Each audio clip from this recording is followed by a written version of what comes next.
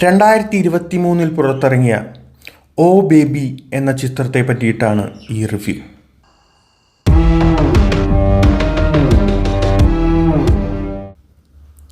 Dileesh പോത്തനും Raghunath പലേരിയും lead റോളിൽ അഭിനയിച്ച ഈ ചിത്രം സംവിധാനം ചെയ്തിട്ടുള്ളത് രഞ്ജൻ പ്രമോദാണ്. രക്ഷാധികാരി ബൈജു എന്ന ചിത്രത്തിന് ശേഷമാണ് രഞ്ജൻ പ്രമോദ് ഓ ബേബിയുമായി നമുക്ക് മുന്നിലേക്ക് എത്തിയത്. 2023 ഈ ചിത്രം ഇറങ്ങിയപ്പോൾ തന്നെ ഞാനത് കാണണമെന്ന് വിചാരിച്ചതാണ്. പക്ഷേ എന്തുകൊണ്ടോ എനിക്ക് തോന്നുന്നു റിവ്യൂ ഒന്നും അധികം പോസിറ്റീവായിട്ട് വരാത്തത് കൊണ്ടായിരിക്കണം ഞാൻ ഈ ചിത്രം കാണാൻ ചെന്നില്ല. എന്നിരുന്നാലും ഇത് OTTയിൽ ഇറങ്ങുമ്പോൾ കാണണമെന്ന് ഞാൻ വിചാരിച്ചിരുന്നു. പക്ഷേ ഒരുപാട് കാലത്തിന് ശേഷം ഇപ്പോഴാണ് ഈ ചിത്രം ആമസോൺ പ്രൈമിൽ റിലീസാവുന്നത്. ഈ ചിത്രം സംവിധാനം ചെയ്തിട്ടുള്ളത് രക്ഷാധികാരി ബൈജു പോലെയൊക്കെ തന്നെയാണ്. വളരെ നാച്ചുറലായിട്ട് തോന്നിക്കും വിധമാണ് ഈ ചിത്രത്തിൻ്റെ എല്ലാ സീനുകളും പോകുന്നത് തന്നെ. ഒരു മലം പ്രദേശത്താണ് ഓ ബേബി എന്നുള്ളൊരു ചിത്രം നടക്കുന്നത്. ഒരു കേരള തമിഴ്നാടോ കേരള കർണാടകയോ ബോർഡറൊക്കെ ആയിട്ട് വരും. സോ ഇങ്ങനൊരു മലമ്പ്രദേശത്ത് നടക്കുന്ന ഒരു രക്ഷാധികാരി ബൈജു, കുറച്ചും കൂടിയും ഇൻറ്റൻസ് ആയിട്ടുള്ള കഥ പറയുന്ന ഒരു രക്ഷാധികാരി ബൈജു ആയിട്ടാണ് എനിക്ക് ഈ ചിത്രത്തെ തോന്നിയത്. ഈ ചിത്രത്തിൻ്റെ ഒരു പ്ലോട്ട് എന്ന് പറയുന്നത് 2 ഫാമിലികളാണ് ഈ ഒരു പ്രദേശത്തുള്ളത്. ഒന്ന് ഒതയോത്തും 2 തിരുവച്ചോലയും.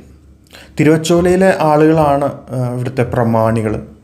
ഒതയോത്തിലെ ബേബിയാണ് ഇവരുടെ ഒരു കാര്യസ്ഥനായിട്ടും വരുന്നത്.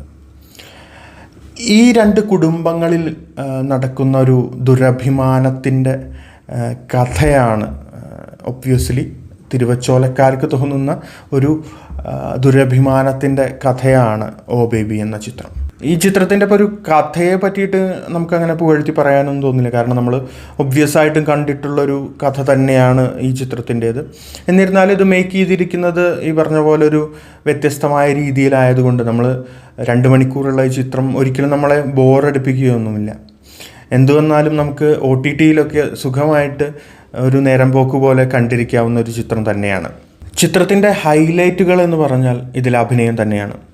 ദിലീഷ് പോത്തനും രഘുനാഥ് പലേരിയും തുടങ്ങി ഈ ചിത്രത്തിലെ ചെറിയ ചെറിയ റോളുകൾ ചെയ്ത പുതുമുഖങ്ങൾ വരെ വളരെ മനോഹരമായിട്ടാണ് അഭിനയിച്ചിട്ടുള്ളത്.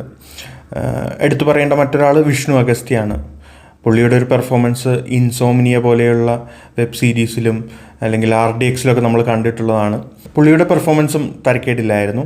അതുപോലെ തന്നെ ഈ ചിത്രത്തിലെ സംഘട്ടനങ്ങൾ വളരെ നാച്ചുറലായിട്ടാണ് അത് കൊറിയോഗ്രാഫി ചെയ്തിരിക്കുന്നതെന്ന് നമുക്ക് കാണാൻ സാധിക്കും. നെഗറ്റീവായിട്ട് പറയാൻ മാത്രമൊന്നും അങ്ങനെ, ഞാൻ നേരത്തെ പറഞ്ഞ പോലെ ഇതിൻ്റെ ഒരു കഥ വളരെ ക്ലീശയാണ് എന്നുള്ളത് ഒഴിച്ചു കഴിഞ്ഞ് കഴിഞ്ഞാൽ മറ്റൊന്നും എനിക്ക് തോന്നിയില്ല. പിന്നെ ഉള്ള ഒരു കാര്യം, ഇതിൻ്റെ ടൈലൻഡിലൊരു പാട്ടുണ്ട്. എനിക്ക് തോന്നുന്നു അത് ജാസി ഗിഫ്റ്റ് പാടിയ പാട്ടാണ് തോന്നുന്നു. അതൊരു അനാവശ്യമായിട്ട് വളരെ സമാധാനത്തോടു കൂടി കണ്ടു തീർത്ത ഒരാളെ ചെപ്പയ്ക്കൊന്ന് അടിച്ച് വിടുന്ന പോലെയുള്ളൊരു പരിപാടിയായി പോയി എന്ന് എനിക്ക് തോന്നി ആ പാട്ട് കേട്ടപ്പം. അല്ലാതെ വലിയ കുറവുകളൊന്നും ഈ ചിത്രത്തിലില്ല.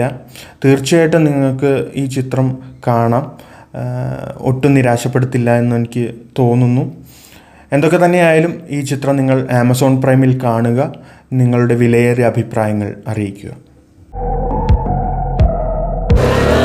കൊല്ലാൻ പറ്റുന്നവർ നോക്കട്ടെ, ജീവിക്കാൻ പറ്റുമോ നമുക്ക് നോക്കാം.